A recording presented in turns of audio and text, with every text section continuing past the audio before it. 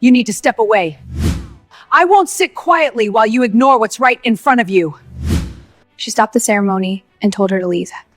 In front of everyone. I didn't even have time to react. It was supposed to be quiet, formal, everyone watching, and no one moving. One person crossed a line that should never be crossed, right in front of everyone. There was silence. Witnesses everywhere, and that heavy feeling like the room stopped breathing. If you want stories where the truth unfolds layer by layer, subscribe. And tell me, would you have stopped it in that moment or stayed quiet? I'm Emily Carter. I've planned weddings for years. And I've seen what happens when silence is mistaken for respect. Because before that moment, something small happened backstage. And once you see how it started, everything makes sense. The first thing I noticed about the estate in Sonoma County was the quiet confidence of its told stone walls that looked like they'd held 1,000 secrets. Clipped hedges that smelled sharp and green in the morning, and a long gravel drive that made every car arrival feel like a small announcement. It was the kind of venue that could make people behave better just by standing inside it. The kind of place where you lower your voice without meaning to. I arrived early with my binder tucked under my arm, my tote bag heavy with the little things no one thinks about until they're missing extra fashion tape. Stain remover, a sewing kit, 2 backup lighters for the candles. The air had that wine country crispness, and the fog was still clinging to the vines like it wasn't ready to let go. Lauren Mitchell was already there, barefoot on the lawn with her shoes in her hand, looking down at a printed layout map as if it might suddenly rearrange itself into something easier. Her hair was clipped back casually, and she had the kind of face you see when someone is trying to hold their joy carefully so it doesn't spill. She looked up when she saw me, and her shoulders dropped in relief just a fraction, but I caught it. "Emily," she said, like my name was a small raft. And I felt that familiar squeeze in my chest, the one I always get when I'm reminded that weddings are not just events. They're pressure chambers dressed in soft fabric. Ethan Mitchell came a few minutes later, carrying 2 iced coffees and wearing that half-smile people wear when they want to appear calm for someone else's sake. He handed one to Lauren and kissed her temple, a quick little gesture, gentle, practiced, real. Then he turned to me and said, "Anything you need from me today." I remember thinking, that's good. Not perfect, nothing is perfect but good. A groom who asks what he can do instead of what he can avoid. And then Diane Mitchell arrived. It wasn't dramatic. No grand entrance, just a black SUV rolling down the gravel, tires crunching like punctuation. Diane stepped out wearing oversized sunglasses and a light cardigan, even though the sun was already warm. She moved like she belonged to the property, not just the day. She had that particular posture of someone who has paid for things before and expects the world to remember it. She hugged Lauren tightly, tight enough that Lauren's arms didn't quite know what to do in response. Then Diane looked at me. "You must be Emily," she said, like she was confirming a name she'd already decided mattered. I smiled, offered my hand. She didn't take it right away. She scanned me first, my clipboard, my shoes, my expression like she was measuring something intangible. Finally, she shook my hand and said, "I'm so grateful you're here. I just want everything to be seamless." Seamless. People love that word. They say it like they're asking for smooth silk, when what they really want is control. I walked her through the plan for the Davender arrival times, walk-through schedule, ceremony rehearsal later in the afternoon. She nodded, and for a minute, she played the role everyone expects. Helpful mother, supportive, invested. But then she leaned in slightly and said, "I'd love to be copied on the planning thread, just so I can help." Lauren has so much on her plate. I watched Lauren's eyes flicker. Just a blink. A microshift. The kind of thing you miss if you're only listening to words and not watching bodies. Lauren forced a smile. "Oh, it's okay. Emily has it." Diane's mouth tightened, not into anger, not into a scowl, just into a line that suggested she didn't believe in okay unless she was the one defining it. And I stood there, feeling the air change by a degree. Because here's the truth. The moment someone asks for access, they're not asking for information. They're asking for proximity to the decision making. They want to sit at the table without being invited. And if you're listening to me right now, tell me you've never seen that happen. Who hasn't watched someone offer help and felt deep down that the help came with strings you couldn't see yet? I turned my body slightly toward Lauren, just enough to remind everyone who my client was. That's one of those small professional moves you learn over years, subtle but firm. I said, gently, Lauren's doing beautifully, and we already have a structured communication system, so nothing gets missed.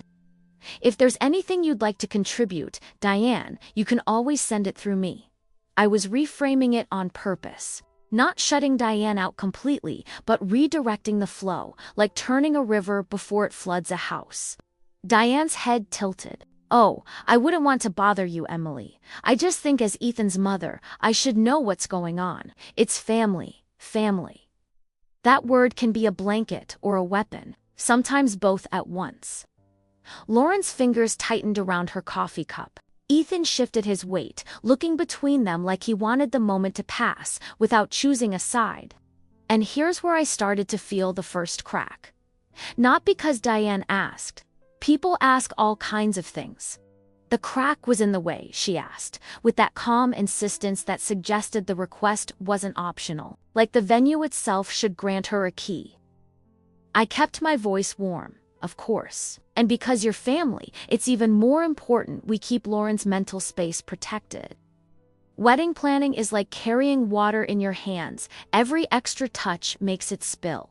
That was my metaphor.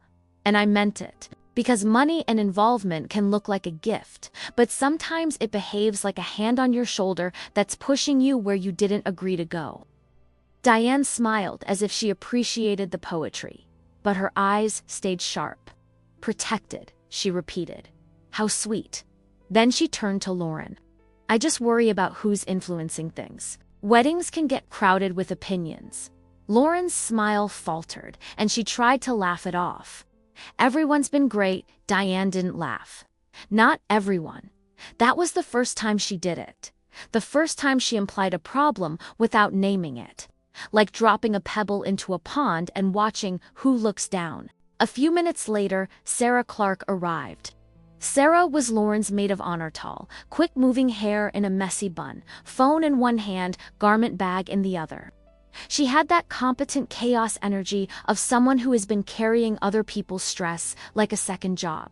Lauren, she called, and Lauren lit up in a way that was immediate and unguarded. Sarah hugged her, squeezing hard, and Lauren's shoulders softened fully this time. That's what safety looks like, by the way. It looks like your body unclenching before your brain even catches up. Sarah noticed me and smiled. Emily, right? Thank you for saving us from ourselves. I laughed, and we exchanged that quick rapport that forms when you're both on the same team. Then Diane stepped forward, still in her sunglasses, and said, Sarah. Just Sarah. Nothing else. No warmth, no question, no welcome. The name landed like a stamp. Sarah's smile dimmed. Hi, Diane. The air thickened again. Not dramatic, not loud, just dense, like humidity you can't ignore. And I remember thinking, okay, here we are. Because when a mother-in-law doesn't like the maid of honor, it's rarely about the maid of honor. It's about what she represents. Loyalty, influence, the person who knows the bride's private thoughts before anyone else does. And if you're wondering whether I could tell Diane didn't like Sarah right away, yes, absolutely. It was in the way Diane's chin lifted. The way she positioned her body slightly between Ethan and Sarah, even though they weren't even close to each other. It was territorial without being obvious. Sarah, to her credit, didn't shrink. She shifted her garment bag onto her shoulder and said, I'm going to drop this inside and then I'll help with the welcome bags. Lauren nodded, grateful. Thank you. Sarah moved toward the house, and as she passed Ethan, she gave him a quick nod. Nothing flirtatious, nothing lingering, just acknowledgement. The kind of nod you give your best friend's fiancé because you've known him through the whole relationship. But Diane's head turned, tracking it like a camera following movement. And right then, Diane leaned close to Lauren and murmured something I couldn't fully hear. But I saw Lauren's face change. her brow tightened, her mouth pressed into a line. She glanced toward Sarah's back, like she was suddenly seeing her through a different lens. That was the second microshift. The first real hint that Diane wasn't just asking for access, was already shaping a story. Let me pause here and tell you something, because it matters. Manipulation doesn't usually enter a wedding like a storm. It enters like a draft under a door. Quiet, easy to dismiss. You don't panic, you just feel slightly colder. And you tell yourself it's fine. I watched Lauren inhale slowly, then force her expression back into place. She turned to me quickly, almost like she needed to anchor herself. "Emily," she said softly, "can I talk to you later? Just privately." Her voice was calm, but her eyes weren't. I nodded. "Of course. Another attention check for you have. You ever felt that moment where someone asks to talk privately, and you instantly know they're about to hand you something fragile, something that changes how you see the room? Because that's what it felt like." The day moved forward in practical steps. We walked through the ceremony site, the altar area, framed by climbing roses and wooden chairs lined in neat rows. We checked the aisle runner, measured the distance for the processional pace. I adjusted the angle of the arch so the photographer wouldn't catch the sun glare at noon. Concrete details. Normal wedding things. But underneath it, I kept noticing Diane. She drifted near my binder. She lingered when vendors asked questions. She offered answers before Lauren could speak. At one point, the florist asked, "Lauren, are we still doing the blush-toned centerpieces for tables 6 through 12? Lauren opened her mouth, but Diane said, "Yes, that's what we decided. We decided." Lauren blinked, then nodded slowly, as if agreeing was easier than correcting her. And I felt that internal alarm again, not loud, but persistent. Because when money enters the room, Evan, as generosity it can become a kind of shadow. Diane had funded major structural elements of the event. And you could feel the way that contribution gave her weight in every conversation. Not because she demanded credit out loud, but because everyone quietly adjusted around her presence. It was like watching someone place a hand on a scale. Even if they pretend they aren't pressing down, the balance changes anyway. I took Lauren aside near the back patio where the stone was warm underfoot and the scent of rosemary drifted from a nearby planter. The estate staff were setting out water pitchers, clinking glass, and the sound was oddly soothing.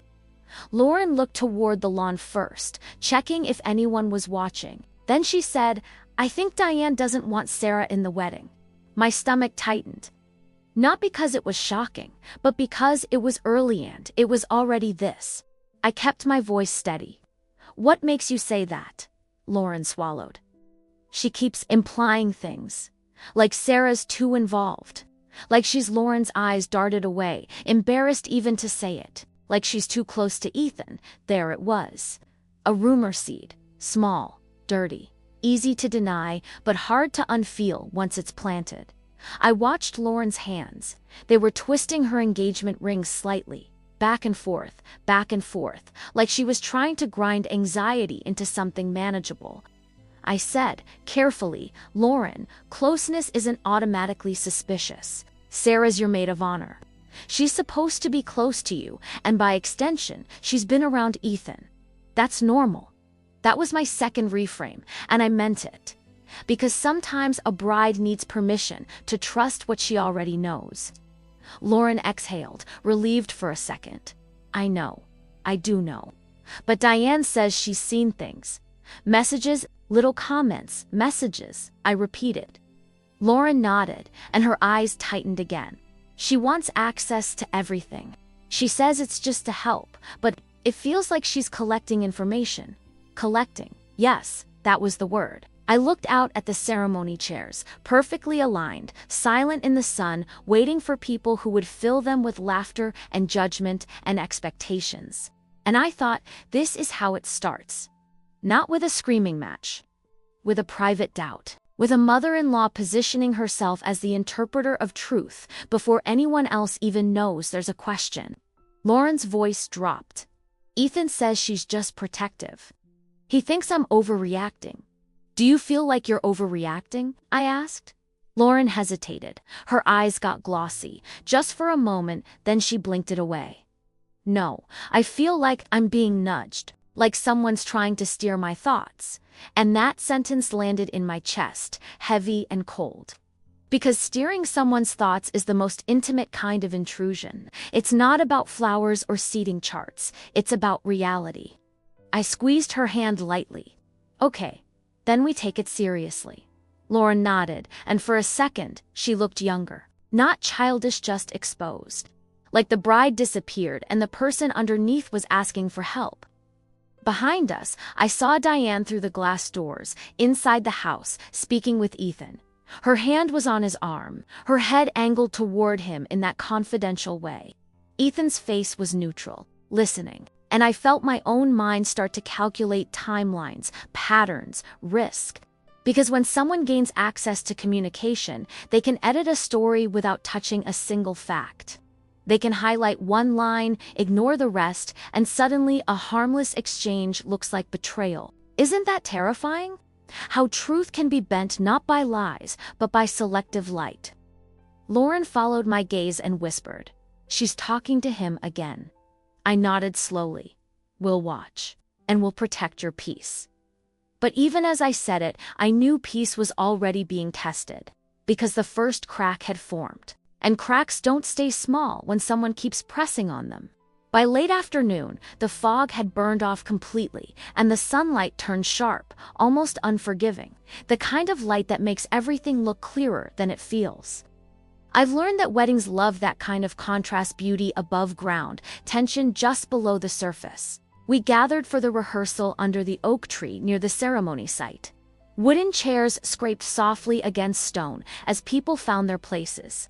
Someone laughed too loudly, the way people do when they're trying to keep things light. The officiant flipped through his notes. A breeze lifted the edges of programs stacked neatly on a side table. Ethan stood at the front, hands clasped, listening. Lauren was beside him, her posture perfect, her smile slightly delicious, if it needed an extra second to arrive. Sarah took her place near the aisle, adjusting Lauren's veil with careful fingers, murmuring something that made Lauren smile for real this time. That smile mattered. I clocked it instantly. Diane stood a few feet back, arms crossed loosely, eyes moving constantly.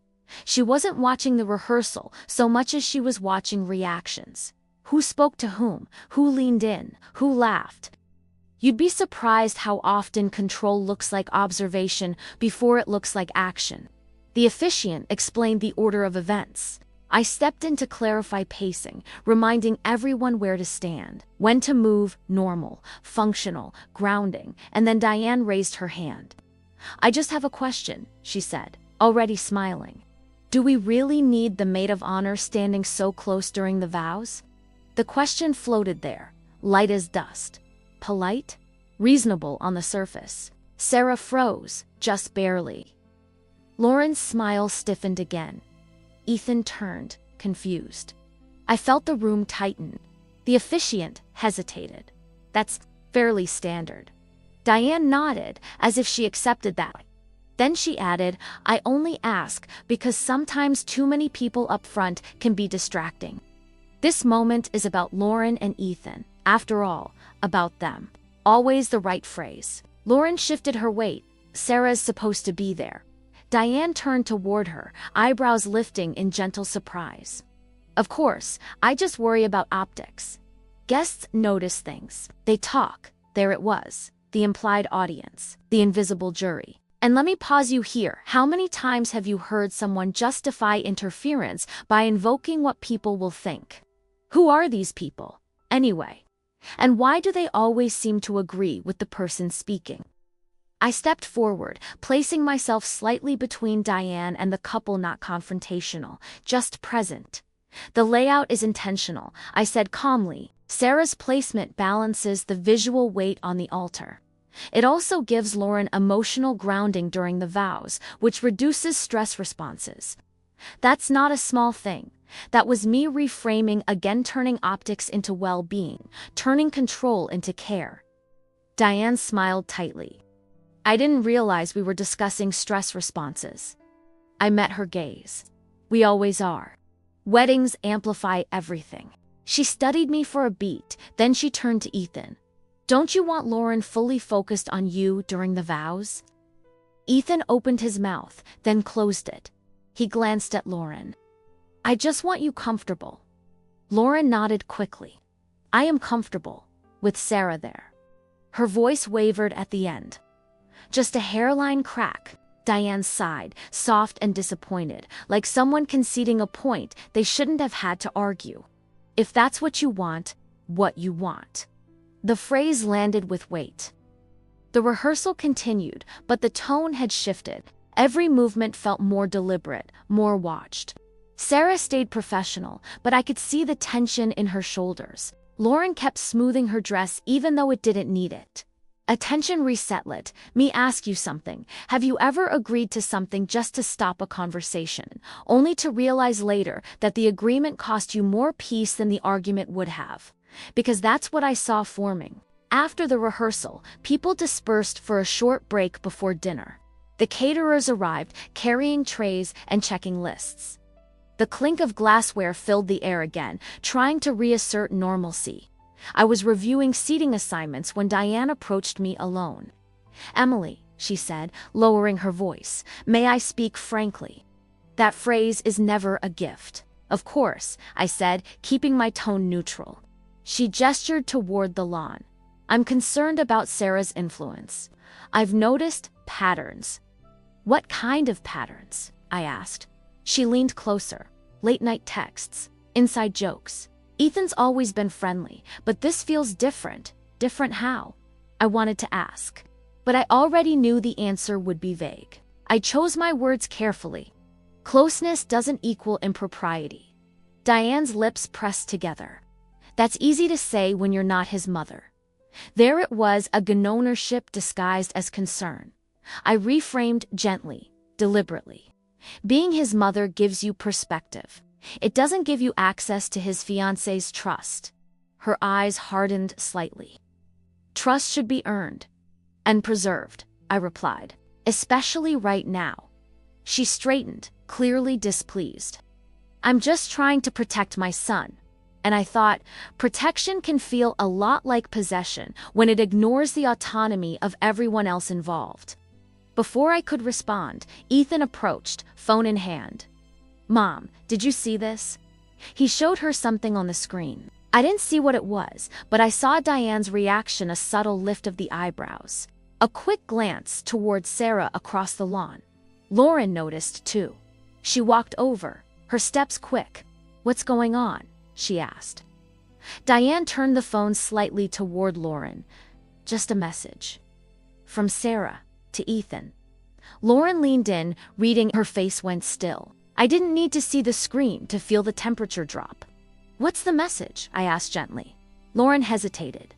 It's about the surprise speech. She was coordinating timing. Diane tilted her head. At midnight, Sarah, who had been laughing with a bridesmaid nearby, noticed the cluster forming and approached. Hey, everything okay? Lauren looked at her, searching. Did you text Ethan last night? Sarah blinked. Yeah, about the speech. I didn't want to bother you. Diane crossed her arms. You could have waited until morning. Sarah's jaw tightened. The schedule changed last minute. Ethan shifted uncomfortably. It wasn't a big deal, but it already was. I stepped in quickly. This is exactly why we centralize communication, I said, reframing again. Too many threads create confusion and unnecessary interpretations. Unnecessary interpretations. I wanted that phrase to land. Diane scoffed softly. Interpretations matter when they reveal patterns. Lauren's voice shook. It was about the wedding. Diane looked at her with what might have passed for sympathy. Sometimes things start that way. And there it was, the suggestion planted, watered, given light. Attention reset. Do you feel how quickly something innocent can be recast when someone wants it to be? How context can be stripped away until only suspicion remains? Sarah looked at Lauren, hurt flickering across her face. If this is a problem, I can step back. Lauren recoiled. Nope, I don't want that. But doubt had already slipped in, quiet and persistent. Dinner that night was beautiful. Long tables, soft lights, laughter trying hard to be real. But Lauren barely touched her food. Ethan drank more wine than usual. Diane held court at her end of the table, charming, generous, attentive, nothing overtly wrong. And yet, every time Sarah spoke to Ethan, every time Lauren glanced between them, I saw the imbalance deepen. Money had paid for the lights, the music, the setting, but influence was paying dividends elsewhere, shaping perception, bending trust like a thin wire under steady pressure. Later, as I packed up my materials for the night, Lauren pulled me aside again. "I hate that I'm even thinking this," she whispered. "But what if she's right?" I took a breath. What if she's not? Lauren's eyes filled. I don't know how to tell the difference anymore. That sentence stayed with me, because confusion is often the true goal, not proof, not confrontation, just doubt. I looked back toward the house. Diane was inside, laughing with a cousin, perfectly at ease. Sarah stood alone near the patio, scrolling on her phone, shoulders tight. And I realized we were approaching something inevitable. Because once suspicion is introduced, it demands resolution. And resolution, one way or another, would be public. The morning of the wedding arrived too early and too brightly, the kind of morning that doesn't ask permission. Sunlight spilled through the tall windows of the bridal suite, bouncing off mirrors, catching on sequins and glass and nervous smiles. Steam from curling irons fogged the edges of the room, and the air smelled like hairspray, citrus, perfume, and coffee that had gone lukewarm hours ago. Lauren sat in front of the mirror while the makeup artist worked in quiet concentration. Her shoulders were squared, her chin lifted, but her eyes kept drifting, searching for something solid to land on. Sarah moved efficiently around the room, checking garment bags, laying out jewelry, making sure nothing was forgotten. She hadn't said much since the night before. When she did speak, it was practical, contained, like someone who didn't want to take up emotional space they suddenly weren't sure they were allowed to occupy. I watched the distance grow between them, invisible but unmistakable. Like a hairline crack in glass, you don't see it from far away. But once you know it's there, you can't stop looking. Diane arrived mid-morning, perfectly dressed, carrying a small box wrapped in cream paper. She kissed Lauren's cheek and placed the box gently on the vanity. "For you," she said, "something old, something meaningful." Lauren smiled, touched. She opened the box to reveal a delicate bracelet, gold, understated, expensive, without being flashy. "It was my mother's," Diane added. "I wore it at my wedding." The room softened around that moment. Legacy does that. It makes people lean in. Lauren slipped it onto her wrist, eyes shining. "Thank you." Diane's gaze flicked briefly to Sarah, then back to Lauren. "I'm glad you'll have a piece of our family with you today. Our family." The phrase landed heavier than it should have. I reframed gently, stepping closer. "It's beautiful. And it complements the gown perfectly." Diane smiled at me, satisfied. As if the approval completed the gesture. Attention reset. "Tell me, have you noticed how gifts can sometimes feel like anchors? How they ground you, but also quietly claim you?" As the photographer arrived and the room filled with motion again, Diane drifted toward Ethan's suite down the hall. I didn't follow, but I didn't need to. I could feel the narrative threads tightening, pulling toward a knot that had been forming since the rehearsal. Lauren's phone buzzed on the vanity. She glanced at it, hesitated, then picked it up. Her expression changed, not dramatically, just enough. "What is it?" Sarah asked, careful. Lauren swallowed. "It's Ethan. He wants to talk." Alone. Alone. That word again. Sarah nodded immediately. "Of course." Lauren stood, smoothing her robe. She looked at me, eyes uncertain.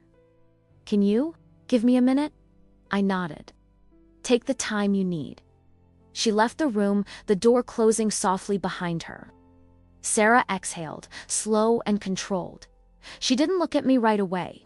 When she did, her eyes were glossy but steady. "I swear to you," she said quietly. Nothing inappropriate has ever happened. I believe you, I replied without hesitation. She let out a breath she'd been holding. I hate that she's doing this today. She's choosing the timing, I said. That's not an accident. That was another reframe, pulling the focus from guilt to strategy. Down the hall, voices were low but tense. I couldn't hear words, but I didn't need to. Ethan's posture was rigid. Lauren's hands moved as she spoke, hope and pleading. Diane stood a few feet away, arms folded, watching, not participating, witnessing. Because sometimes the most powerful move is letting someone else deliver the blow. Lauren returned 20 minutes later. Her eyes were red, not crying restraint. Her mouth was set like she was bracing against something. Everyone went quiet. She wants Sarah removed from the ceremony, Lauren said, voice thin. Diane says it's for the best. To avoid distractions. Sarah's face went pale. Ethan stepped in quickly. I didn't say I wanted that. But you didn't say you didn't, Lauren replied. Silence stretched, heavy and unforgiving. Attention reset. Have you ever realized that silence can be louder than words? That not choosing is still a choice. Sarah spoke then, voice shaking but firm. If this is causing doubt, I'll step aside. I don't want to hurt you. Lauren turned to her, tears finally spilling. I don't want you to. Diane sighed softly. Sometimes what we want isn't what protects us. There it was again.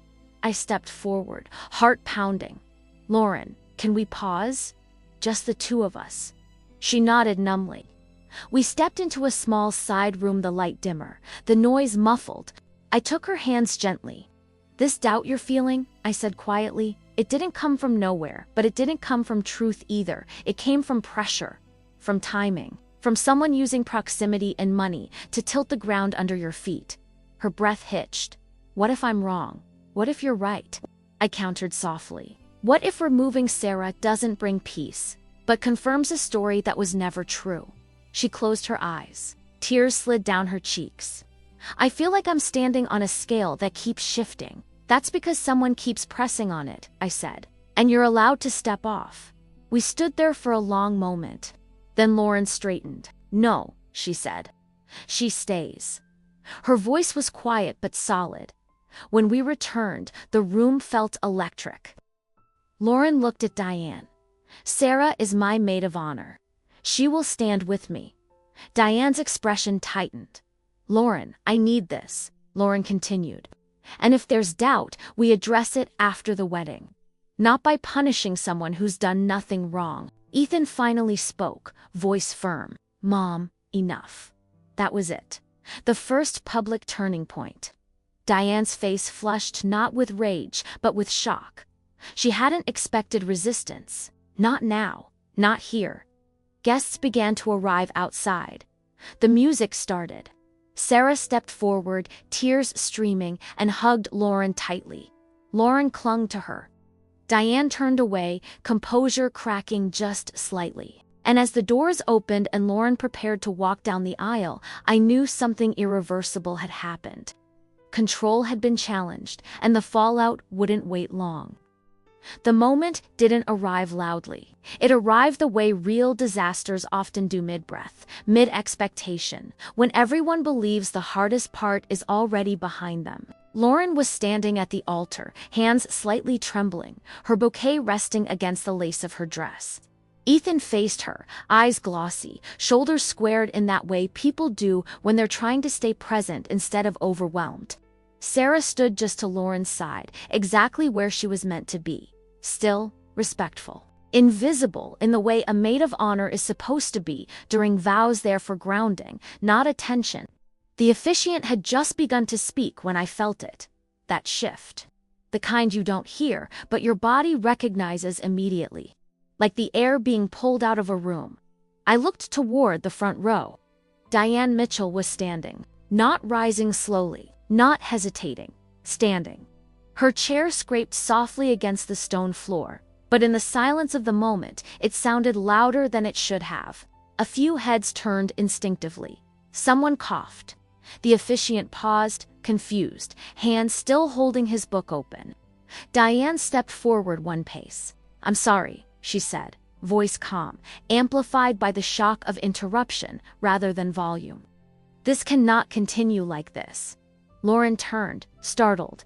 "Diane, what are you doing?" Diane didn't look at her right away. She reached into her clutch and pulled out her phone, held it up.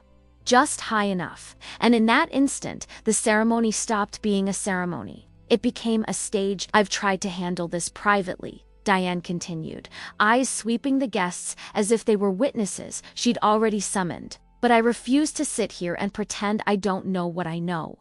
Murmurs rippled through the chairs. People leaned forward. Others froze completely, as if movement itself might make things worse. Ethan stepped toward her. "Mom, please, sit down." But Diane raised her hand not dramatically, just decisively. "I paid for this wedding," she said. "Every chair, every flower, every moment we're standing in right now, and I will not allow it to be undermined." Undermined. Lauren's face drained of color. Undermined by what? Diane finally turned toward Sarah, directly, publicly, by her. The word landed like a dropped plate. Sarah blinked once. "Excuse me." Diane lifted her phone higher, angling it so Lauren could see the screen. "Though from where I stood, I knew the guests couldn't make out details. They didn't need to. The gesture alone was enough." Late-night messages, Diane said, private coordination, emotional familiarity that crosses boundaries. She turned slightly, making sure Ethan was in her line of sight. "This is not appropriate behavior for someone standing at the altar." The officiant cleared his throat weakly. "Ma'am, perhaps?" "No," Diane snapped, sharper now. "This is exactly the time." Attention reset. Have you ever watched authority declare its own emergency, just so it can justify the damage it's about to cause? Lauren shook her head, voice breaking. "Those messages were about the wedding." Diane smiled thinly. "That's how it always starts." Sarah took a small step forward. "This is insane. I've done nothing wrong." Diane didn't respond to her. She addressed the room. "I will not have someone with questionable intentions standing beside my son during his vows." Then she turned back to Sarah and said it clearly, without metaphor. "You need to step away now." Gasps. Actual audible gasps. Someone stood up near the aisle. Another guest covered her mouth. The photographer froze, camera halfway lifted, unsure whether to document or look away. Lauren moved instinctively, stepping in front of Sarah. "No, you don't get to do this." Diane's eyes hardened. "Lauren, don't embarrass yourself." That sentence cracked something open. "Embarrass myself." Lauren repeated, incredulous. "You just stopped my wedding. And I'll stop it again if I have to," Diane replied. "Because I won't sit quietly while you ignore what's right in front of you." She reached out not violently, but unmistakably, and placed her hand on Sarah's forearm, guiding it downward. Not enough to hurt, enough to command. That was the moment. The one you can't edit later. Sarah stiffened, shock flashing across her face. "Don't touch me." Ethan finally moved, stepping between them. "Mom, that's enough." Diane looked at him, stunned. "I'm protecting you." "No," he said, voice louder now. "You're humiliating everyone." The officiant closed his book. Silence spread thick, absolute. Lauren was crying openly now, but her posture was rigid, protective. She held Sarah's hand, fingers locked tight. "I'm not removing her," Lauren said, voice shaking but audible to everyone. "If you can't sit through this, you should leave." Diane laughed once, sharp and disbelieving. "After everything I've done," Lauren met her gaze. "Yes. After everything." The guests watched, breath held, as Diane slowly lowered her phone. For the first time, she looked unsure, not defeated, but exposed. And I stood there, heart pounding, knowing that no matter how this ended, the wedding had already crossed a line it would never uncross. Because once power fails in public, it never regains its shape, and whatever came next would not be quiet. The music swelled again, louder this time, like the room was trying to convince itself it could still be a celebration. People stood, chairs scraping back, conversation restarting in uneven waves. Laughter returned in pockets, real in some places, performative in others. That's the thing about public tension. It doesn't end when someone speaks the truth. It lingers. It chooses sides quietly. Lauren stayed close to Ethan for the next hour, their fingers interlaced, bodies angled toward each other, like they were building a small shelter inside a very open space. Sarah moved through the room more cautiously now, smiling when spoken to, retreating when she wasn't. Not excluded, exactly just displaced, as if the ground she had stood on all day had shifted a few inches to the left. Diane, meanwhile, became gracious again. That's important. Because when control loses its sharpest edge, it often wraps itself in velvet. She complimented the food. She laughed with cousins. She danced once, briefly, enough to be seen doing it. Anyone looking from the outside would have thought the earlier tension had been resolved, smoothed over like a wrinkle pressed flat. But wrinkles don't disappear. They hide. I noticed Diane watching Lauren constantly, not with warmth, but with calculation, like she was taking inventory of what she'd lost and what she could still claim. Attention reset. Have you ever seen someone smile because they're waiting, not because they're happy? As the night wore on, wine loosened tongues, stories grew longer. People leaned in closer to hear each other over the music. And that's when the second strategy emerged. I saw Diane approach a small group near the photo booth, friends of Lauren's I recognized from earlier planning meetings. She laughed lightly, then lowered her voice. I didn't hear the words, but I saw the effect. Brows lifted, someone glanced toward Sarah. Someone else murmured, "Oh, that's all it takes sometimes." An OA seed watered by implication. Lauren noticed too. She found me near the dessert table, her voice tight. "She's doing it again." "Doing what?" I asked, though I already knew. "She's telling people things, I can feel it." I followed her gaze. Diane touched a woman's arm sympathetically, nodding as if sharing concern, not gossip. I reframed gently.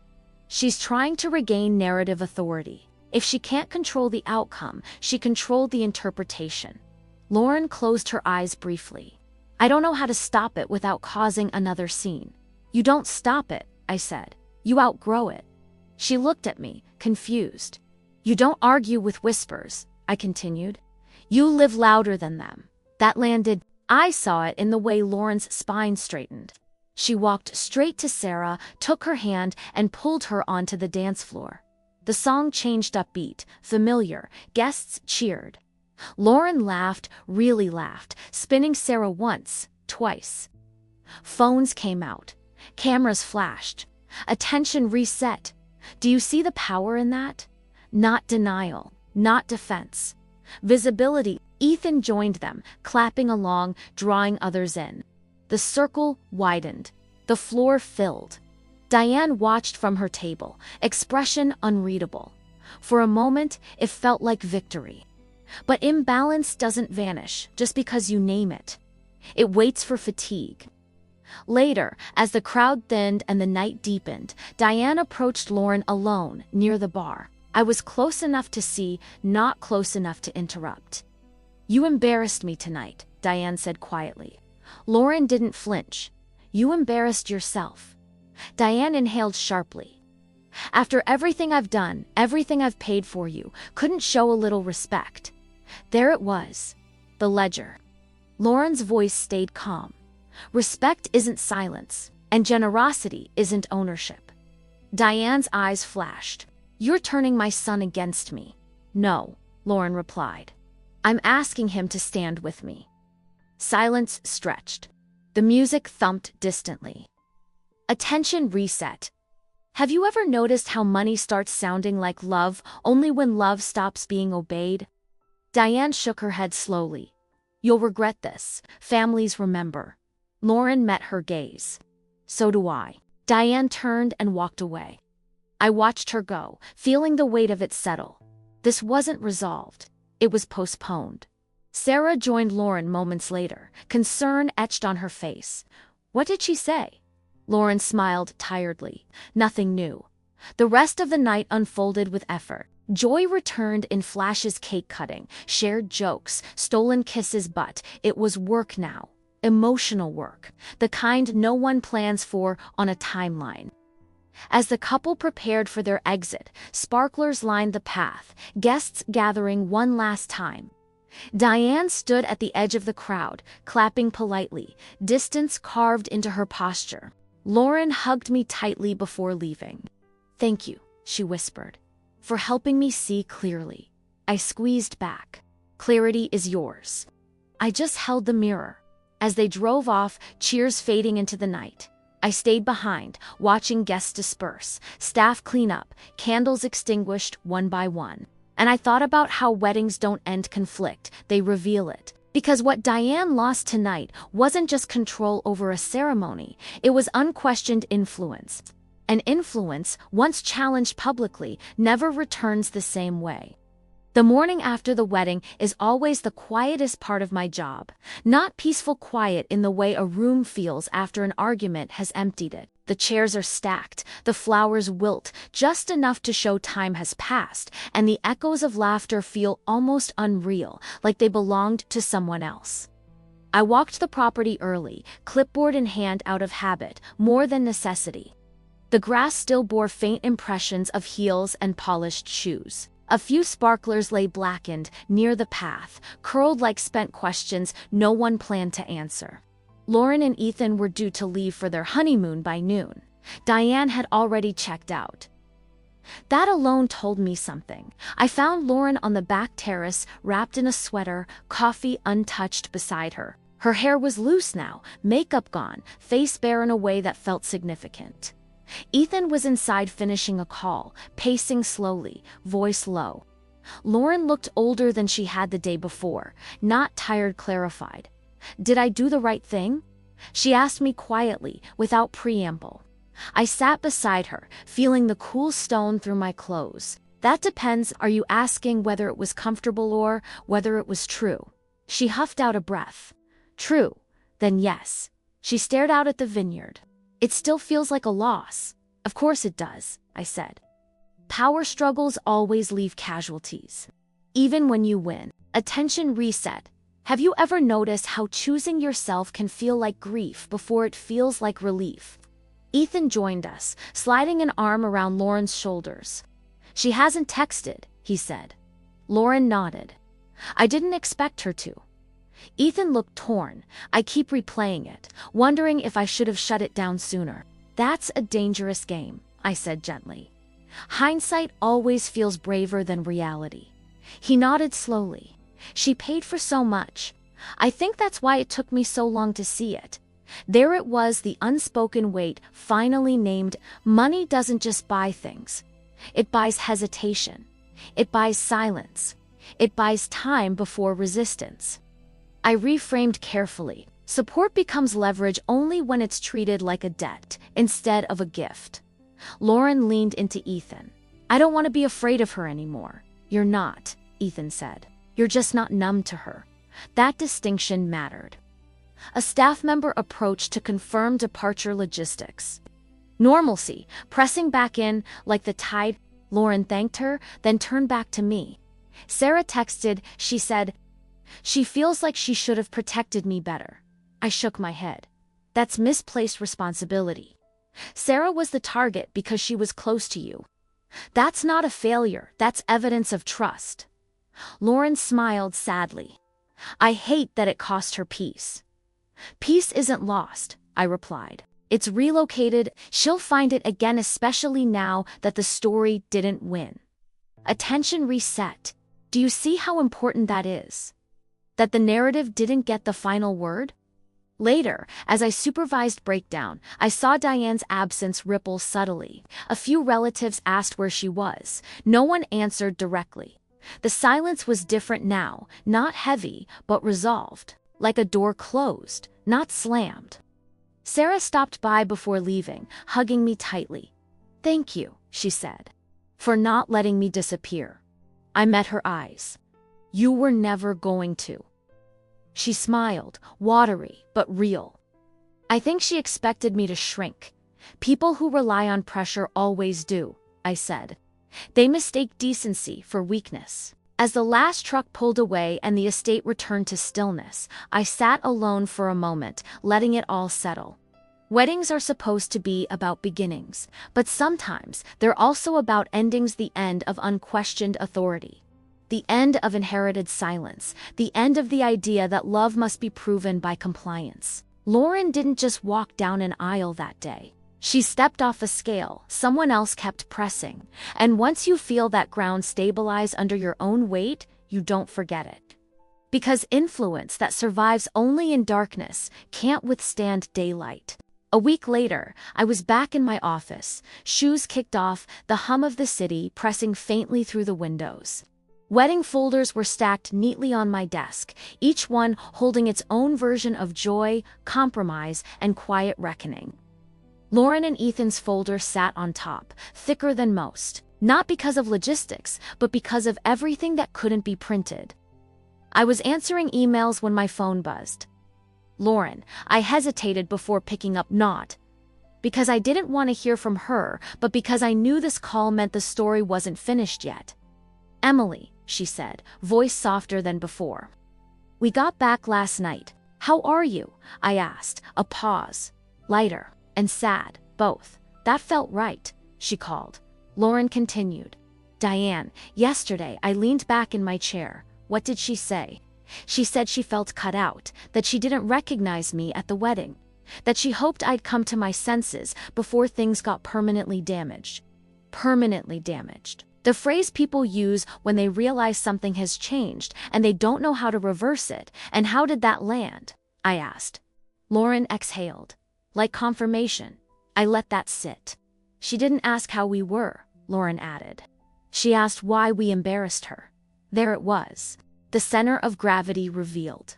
Attention reset. Have you ever noticed how apologies that never arrive tell you more than the ones that do? Lauren went on. Ethan told her we need space.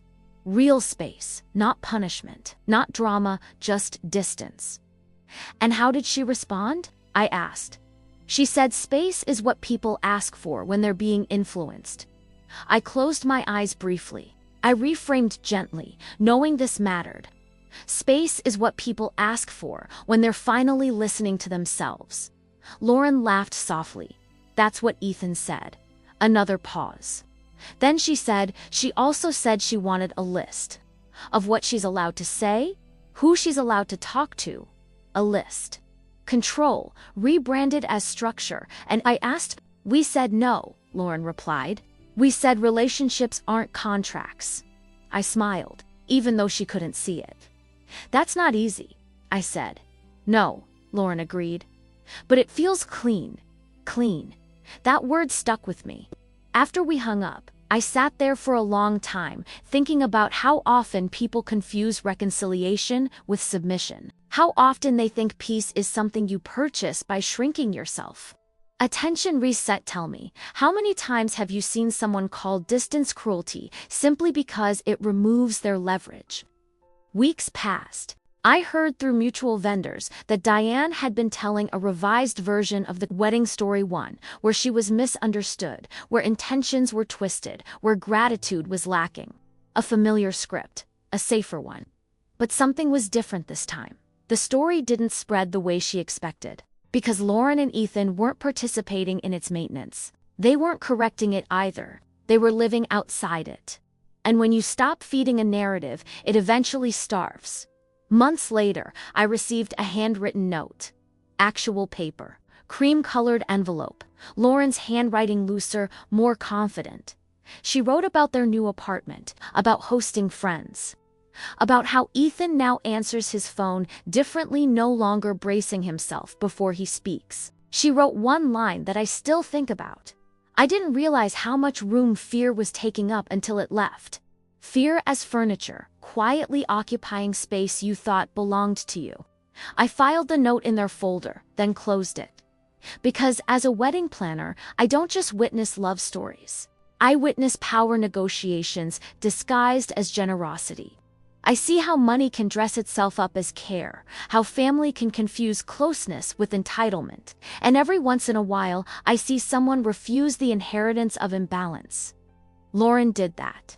Not loudly, not perfectly, but publicly enough that it mattered. And that's the thing people rarely tell you about boundaries. Once you draw them in daylight, they become landmarks. Others may ignore them, test them, resent them, but they're there, visible, permanent. And no amount of money can buy their erasure.